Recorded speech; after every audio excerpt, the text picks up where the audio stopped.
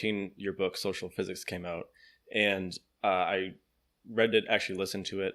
And as a physicist, it was really interesting to hear you kind of describe social dynamics in terms that at least a physicist understands.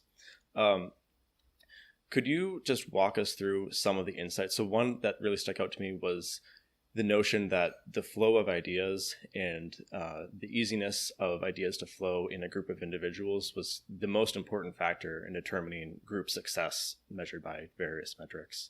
This was really surprising to me. I thought it would be just, well, your group is going to do great if you have one all-star, one rock star that's going to knock it out of the park. Mm-hmm. But what I learned from your book seemed to be really shocking, that the important thing is to be able to have individuals share ideas and have kind of a synergistic effect. Yeah, it's this is what I mean by being able to see how all that psychology and sociology and the ad hoc things that we believe we know put to the test in real situations, in a variety of situations.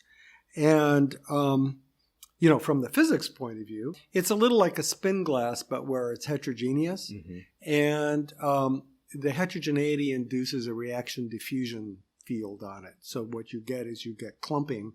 And that's what we see as social groups and segregation. And the idea there is that if you think about it in a sort of a fitness evolutionary sort of context, you need local connections to be able to validate things.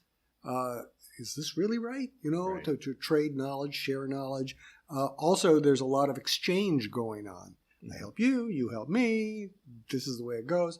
But a huge amount of the value comes from these longer ties, that people who aren't part of your group but have new ideas or new capabilities, and bringing them into your group is where things change. Mm. And so all around the world, every place we've looked, every continent, hundreds of cities, what you see this pattern, which is that people who have more diverse social networks are more successful. They make more money, they live longer, blah, blah, blah, blah, blah. It's just like a rule of law or something. But this is people. Yep. And cities that have infrastructure that allow you to meet more people are wealthier, always. Mm-hmm. And in fact, you can see them over time, like in Eastern Europe, as they changed their infrastructure. One of the main things that happened is they got to talk to more people, and they became more innovative.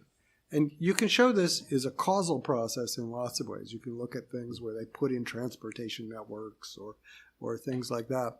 And in the data that we have, which I say is all these different continents, cities, etc., this is the dominant effect, period.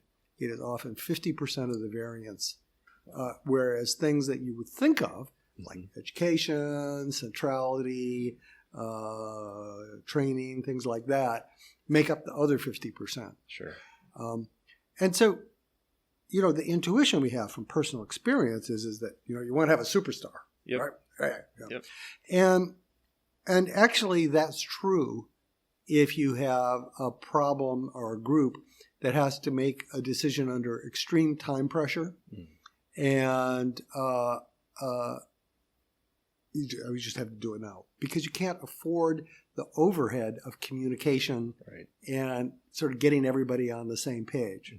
But when you get anything that is a little bit longer term so that you can afford that overhead, groups always beat individuals. Wow. And we have science papers about this and this. It's like, this is just the way it is. Yeah. I'm sorry. You may not believe it, but you're wrong, right? This is it.